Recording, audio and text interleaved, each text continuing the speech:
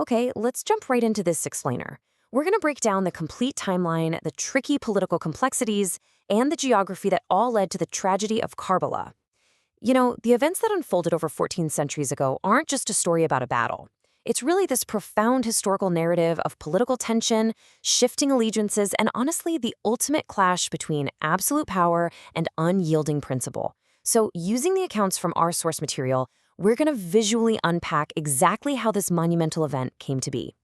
We really have to start by highlighting this incredibly powerful quote, because it essentially serves as the inciting incident for this entire history. The sources describe how Imam Hussain flat out refused to legitimize Yazid's rule. And why? Well, it came down to Yazid's lifestyle and a complete lack of principles. For Imam Hussain, who was the grandson of the Prophet, leadership wasn't just some political title you inherit. It was a sacred trust. So pledging allegiance to someone he viewed as completely corrupt, that was simply impossible. So let's look at Section 1, the fragile peace, spanning from 41 to 60 AH. To really understand the powder keg that was Karbala, we've got to look at this timeline. We can't view these events in a vacuum, right? It was the explosion of political tension that had been building up for 20 years. Back in 41 Imam Hassan actually made a treaty with Muawiyah just to avoid bloodshed and keep the community united. They even called it the Year of Unity. And for years, there was this tentative peace. The Umayyads ran the administrative side from Damascus, while the Al-Bayt, the Prophet's family, stayed in Medina to focus on spiritual guidance. But then, in 60 Muawiyah passes away. And instead of holding a consultation or a council, his son Yazid just takes power, which instantly triggers a massive succession crisis. Moving on to Section 2, Yazid demands allegiance, the turning point in Medina. The whole core of this conflict really revolves around this concept of bay'ah, or allegiance. Basically, Yazid sent his governor in Medina, a guy named Walid bin Utbah, to secure this formal pledge from Imam Hussain. But, as our source material points out, Imam Hussain viewed this leadership role as a sacred trust of justice. To give his bay'ah would literally mean endorsing a ruler that he deemed fundamentally unfit. So the crucial takeaway here is exactly how Imam Hussain responded. I mean, he was facing immense pressure from the governor, but he handled it with just incredible dignity. He totally refused to be forced into a hasty allegiance, putting his religious principles way above any political pressure. Ultimately, rather than compromise those values or risk starting a bloody conflict right there in the Prophet's city, he made the incredibly heavy-hearted decision to leave his beloved home of Medina. Which brings us to Section 3. The betrayal of Kufa, a city of broken promises. After Imam Hussain arrived in Makkah seeking sanctuary, he was just flooded with letters, thousands of them. Literally thousands of pleas pouring in from the people of Kufa, begging him to come and lead them. They were saying they had no true leader and were totally ready to pledge their loyalty to him.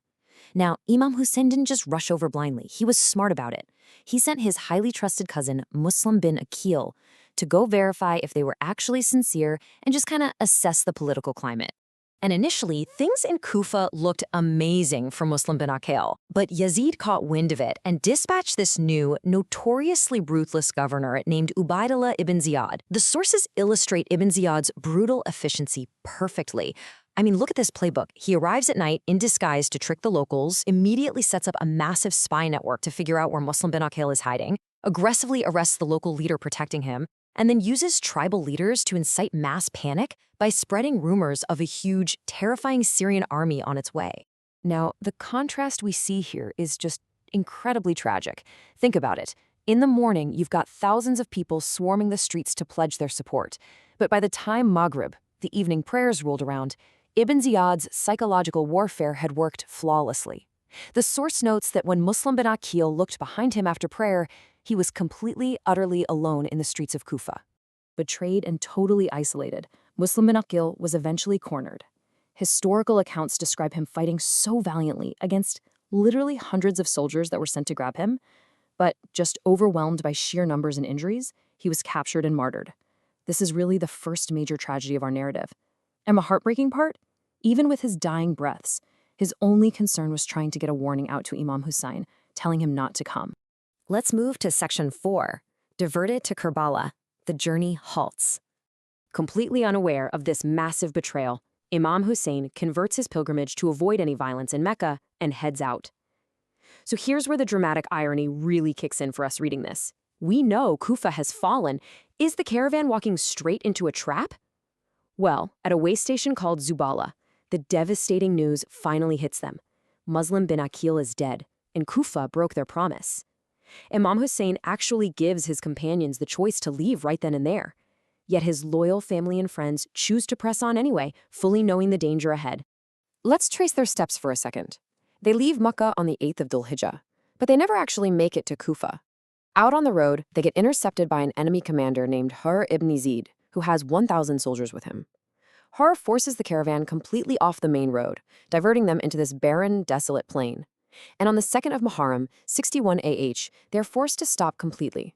According to our sources, when Imam Hussain asked what the name of this totally barren land was, they told him it was called Karbala.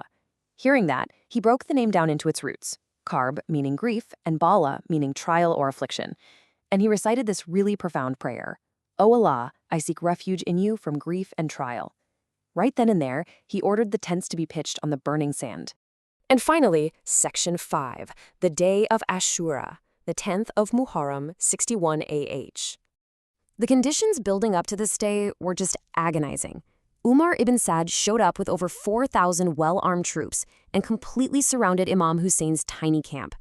Then, on the 7th of Muharram, they made a really ruthless tactical move. They cut off all access to the nearby Euphrates River. For days, this small band of loyal friends and family, including little children, faced extreme, agonizing thirst under the blazing desert sun. By the 9th, Imam Hussain asked for just one final night to pray, which brings us to the morning of the 10th. But then, on the actual morning of Ashura, something wild happens. The very same commander who intercepted Imam Hussein's caravan and forced them into the desert to begin with, is completely shaken by his conscience. He looks over at the Prophet's grandson, who is about to be slaughtered by this massive army, and he just trembles. He utters this legendary quote, defects from his own army, and rides over to Imam Hussein's camp in tears, begging for forgiveness. And Imam Hussain doesn't turn him away. Not at all. He welcomes him with open arms in this incredibly beautiful moment of grace. Later on, when Hur is martyred defending the camp, Imam Hussain stands over him and speaks these profound words. He honors his name because Hur literally translates to free, telling him that he is truly free, both in this world and the next. Despite Imam Hussain delivering a final, really powerful sermon, trying to remind the army of who he was and hoping to avoid bloodshed, the clash was just inevitable. The battle officially kicked off when Omar ibn Saad stepped forward and proudly fired the first arrow, actually shouting for people to witness it so he could prove his loyalty to Yazid. In response, Imam Hussein's fiercely loyal but tiny band of companions stepped up to defend the Prophet's family. They willingly faced down a massive army, knowing for a fact they wouldn't survive the day. The historical texts we've unpacked today show us that Karbala was meticulously recorded. I mean, every political maneuver, every betrayal, and every act of just unfathomable bravery was noted down. So I want to leave you with this final thought. Karbala wasn't just a military battle. It was a definitive line drawn in the sand between truth and falsehood, between submitting to tyranny and sacrificing everything you have for a higher principle. And honestly, it leaves us wondering, 14 centuries later in our modern world, how often do we still face that exact same choice? Thanks so much for exploring this history with me today.